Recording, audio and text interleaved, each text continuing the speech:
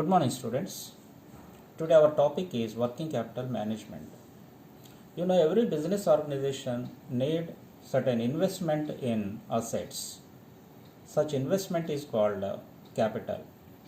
The capital is divided into two parts: fixed capital and working capital.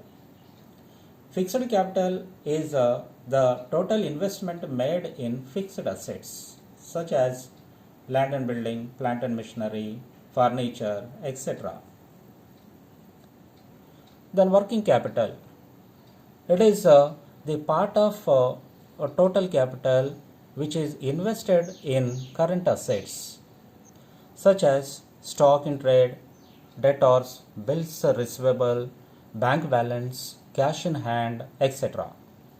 Now, our present topic is working capital management. Let us understand the working capital first. Working capital is that part of total capital of a business which is invested in current assets, such as the assets of short term in nature. For example, cash in hand, bank balance, debtors, stock, raw material, work in progress, etc. These assets which are required to meet day-to-day needs so as to carry on the business. Its importance in the business is the same that of blood in a human body in order to assure a good health of the business.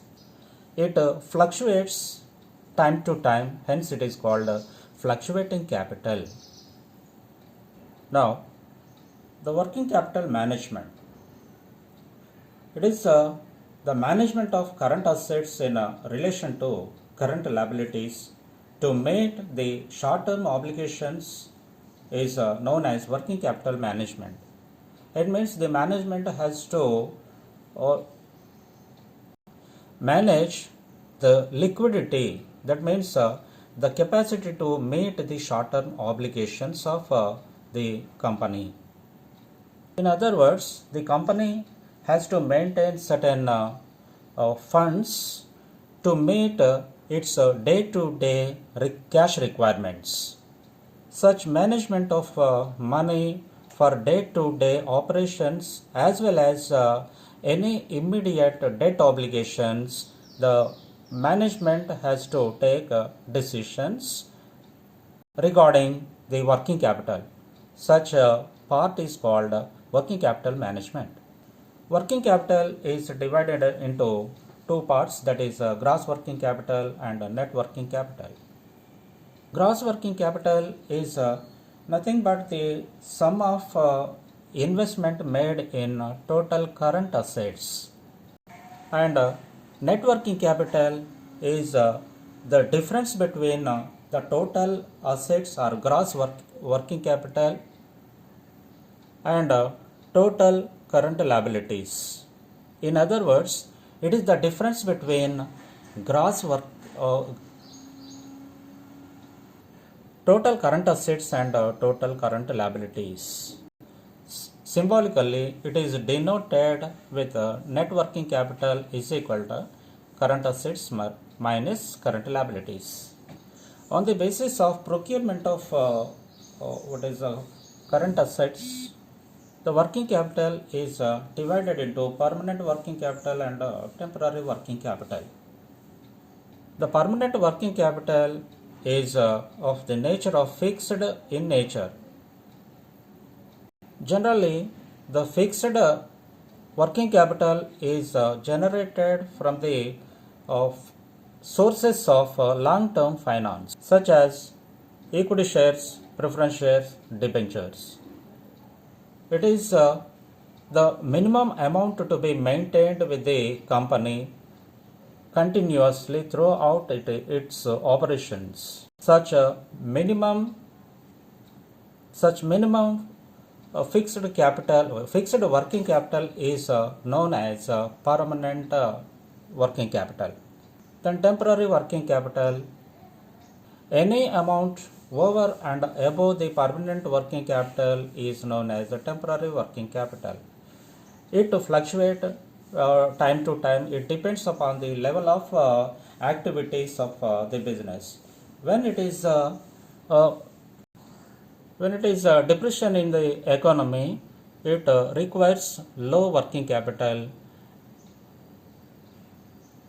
When there is a demand for the products or prosperity in economy, it requires a huge temporary working capital.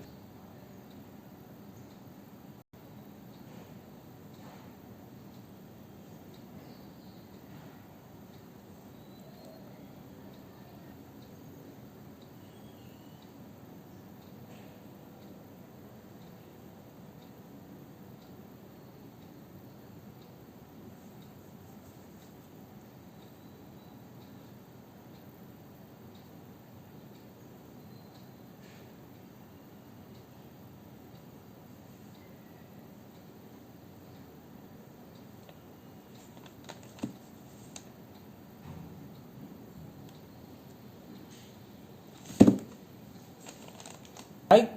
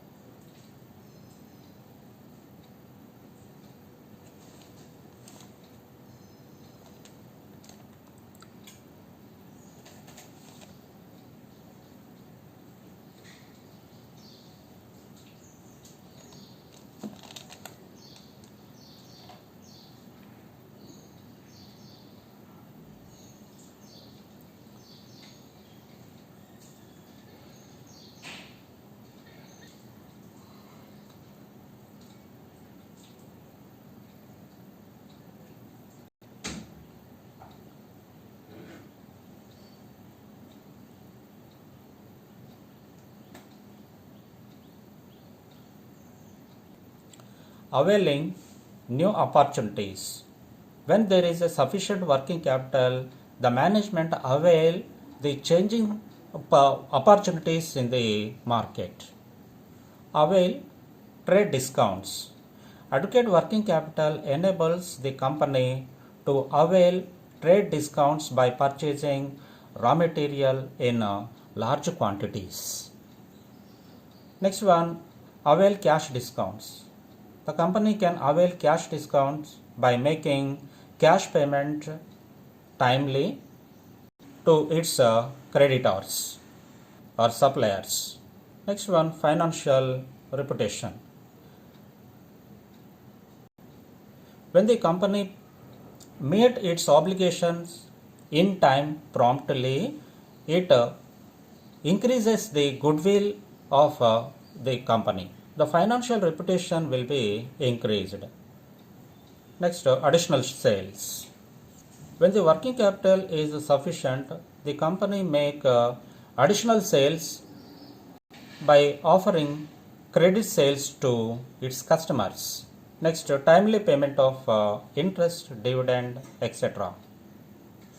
When there is sufficient funds with the company may pay its obligation towards interest and dividend pays in time. Next, ability to face business crisis. In periods of depression and other business crises, sufficient working capital enables the business to face such difficult situations to avoid collapses. As earlier said, that the sufficient working capital is enough.